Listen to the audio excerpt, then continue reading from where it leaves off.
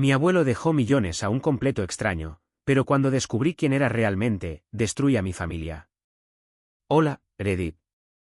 Nunca imaginé que terminaría escribiendo aquí, pero lo que descubrí hace 2 semanas destruyó mi vida y la de toda mi familia. Tengo 28 años y siempre creí que éramos la definición de una familia perfecta y unida.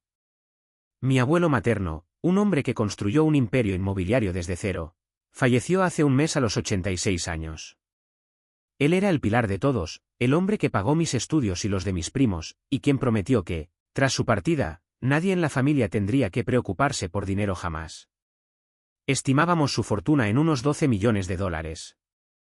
El día de la lectura del testamento, mi madre, mis tíos y yo nos reunimos en la oficina de su abogado de toda la vida. Todos esperaban la confirmación de lo obvio. Sin embargo, cuando el abogado abrió el documento, su rostro se puso pálido. Miró a mi madre con una mezcla de lástima y horror antes de empezar a leer. El 95% de los bienes, las propiedades y las cuentas bancarias no eran para nosotros. Mi abuelo lo había dejado todo a nombre de un hombre de 30 años llamado Julián Torres. Un completo desconocido. Mi madre se levantó gritando, mi tío amenazó al abogado y el caos se apoderó de la sala. El abogado solo dijo que era la última voluntad legal de mi abuelo y que no había nada que hacer. Regresamos a casa en shock, buscando respuestas, pero lo peor vino esa misma noche, cuando decidí investigar por mi cuenta quién era ese misterioso heredero. La furia de mi familia era incontrolable. Mi madre lloraba histérica diciendo que ese tal Julián era un estafador que se había aprovechado de la demencia de mi abuelo, aunque todos sabíamos que el viejo estuvo lúcido hasta su último respiro. Pasé toda la noche frente a la computadora buscando el nombre de Julián Torres en redes sociales y registros públicos. No encontré mucho al principio, solo que era un ingeniero civil que trabajaba de manera independiente y que no tenía vínculos públicos con las empresas de mi abuelo. Sin embargo, encontré una fotografía suya en un viejo artículo de un periódico local sobre un proyecto de construcción comunitaria. Cuando hice zoom en su rostro, un escalofrío me recorrió la espalda. Tenía los mismos ojos verdes de mi madre y la misma forma de la mandíbula que yo veo cada mañana en el espejo. El parecido físico era tan perturbador que mi mente se negó a aceptar la primera sospecha obvia. Decidí que la única forma de obtener respuestas era confrontarlo directamente. Conseguí la dirección de su oficina y fui al día siguiente, fingiendo ser un cliente potencial. Cuando me recibió y escuché su voz, el presentimiento se volvió una certeza absoluta.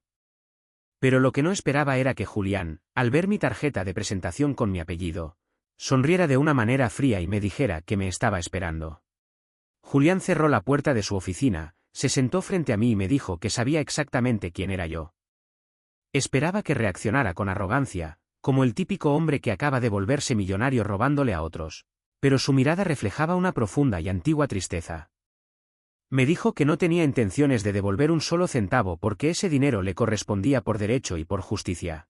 Cuando le exigí que me explicara qué tipo de chantaje había usado contra mi abuelo, él abrió un cajón de su escritorio y sacó una carpeta con documentos amarillentos y fotografías antiguas. Me la deslizó por la mesa. Al abrirla, vi cartas de amor escritas a mano con la letra de mi madre, fechadas hace 31 años. Había también pruebas de transferencias bancarias mensuales y una prueba de ADN de hace 5 años. Julián me miró a los ojos y soltó la bomba que destruyó mi realidad. Él no era un extraño. Era el hijo primogénito de mi madre. Un hijo que ella había tenido en secreto antes de casarse con mi padre. Un bebé al que abandonó en un orfanato de un pueblo lejano para no arruinar su reputación en la alta sociedad, ni perder su propia herencia. Pero el secreto no terminaba ahí. El verdadero horror comenzó cuando me reveló quién era su padre biológico. El mundo se detuvo. Julián me explicó que mi madre, a los 22 años, se había enamorado del chofer de la familia, un hombre humilde. Cuando quedó embarazada, mi abuelo y ella planearon ocultar el embarazo, viajando supuestamente al extranjero por estudios.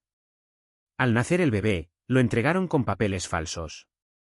Años después, el chofer, consumido por la culpa y el dolor de perder a su hijo, terminó quitándose la vida. Mi madre continuó con su vida perfecta, se casó con mi padre y nos tuvo a mi hermana y a mí, enterrando ese pasado oscuro. Pero mi abuelo, carcomido por el remordimiento en sus últimos años de vida, contrató a un investigador privado para encontrar a su nieto perdido. Descubrió que Julián había crecido en un sistema de adopción difícil, pero que aún así había logrado salir adelante solo. Mi abuelo se acercó a él en secreto hace 5 años, le pidió perdón y, para compensar una vida de abandono y la muerte de su padre, decidió nombrarlo heredero universal. Julián me miró y me dijo que no le importaba el dinero, pero que aceptó la herencia por una sola razón: venganza. Quería ver caer el imperio de mentiras de la mujer que lo desechó como basura. Salí de esa oficina con el alma rota. Mi madre, la mujer que siempre me habló de moral y valores, era un monstruo. Tenía que confrontarla, pero no estaba preparado para la reacción que ella tendría. Llegué a la casa de mis padres temblando de rabia. Toda la familia estaba reunida en la sala de estar, discutiendo con abogados cómo impugnar el testamento alegando demencia senil. Cuando entré, arrojé la carpeta con las fotos y las cartas sobre la mesa de centro. El silencio que se apoderó de la habitación fue sepulcral. Mi madre tomó una de las cartas, su rostro perdió todo el color y comenzó a temblar. Mi padre y mis tíos miraban los papeles confundidos, hasta que mi padre tomó la prueba de ADN y leyó el nombre de mi madre y el de Julián. Exigió una explicación a gritos. Mi madre, viéndose acorralada, rompió a llorar, pero no con remordimiento, sino con desprecio.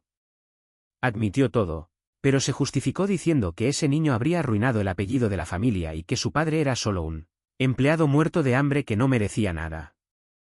Mis tíos, en lugar de horrorizarse por la crueldad de su hermana, solo se preocuparon por una cosa: si Julián era el hijo legítimo y el abuelo estaba cuerdo, la impugnación del testamento era imposible. El dinero se había ido para siempre.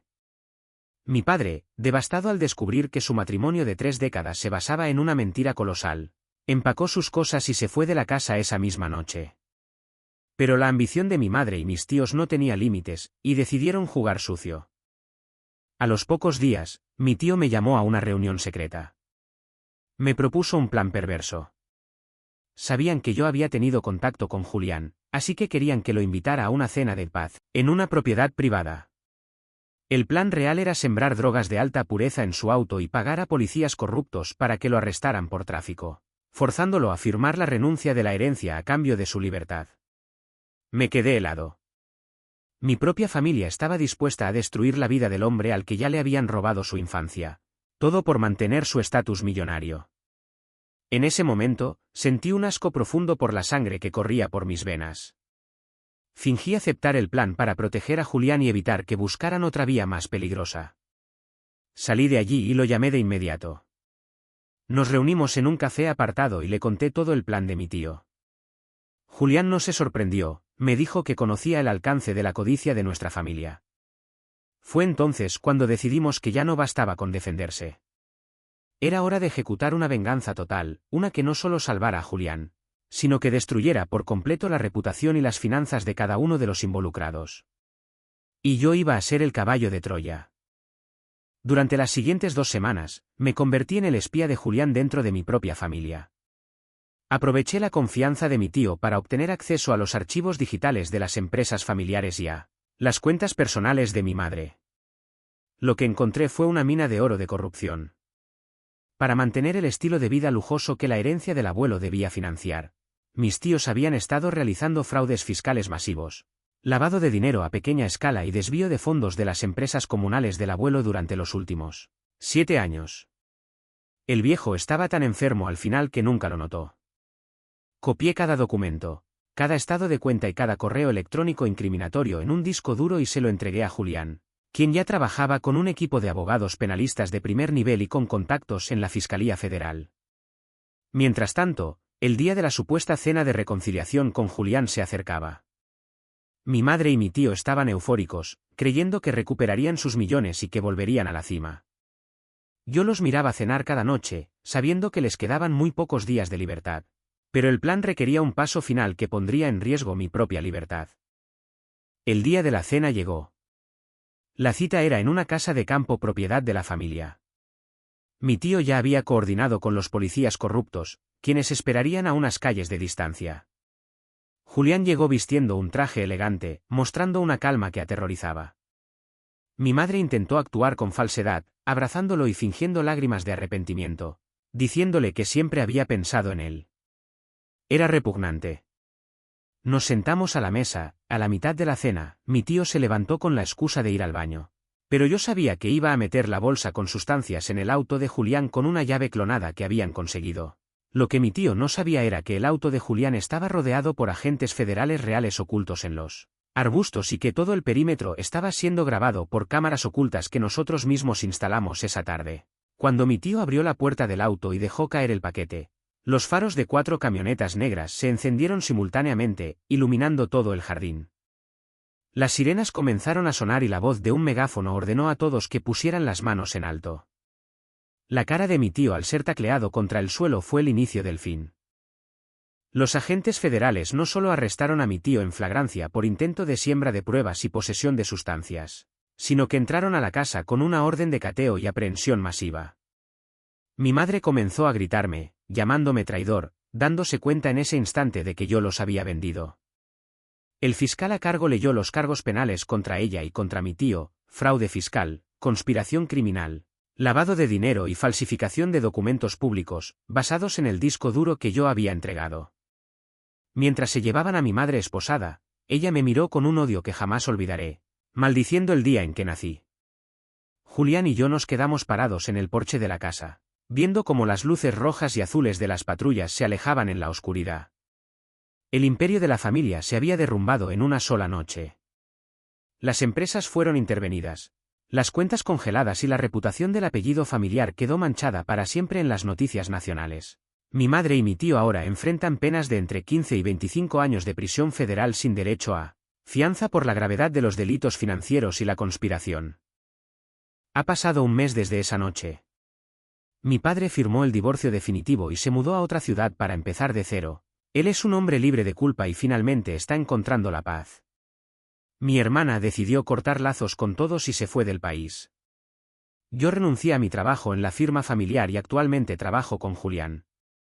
Él decidió usar gran parte de la herencia del abuelo para crear una fundación que apoya a madres solteras en situaciones de vulnerabilidad y a jóvenes que salen del sistema de adopción sin recursos, asegurándose de que nadie tenga que pasar por lo que él pasó.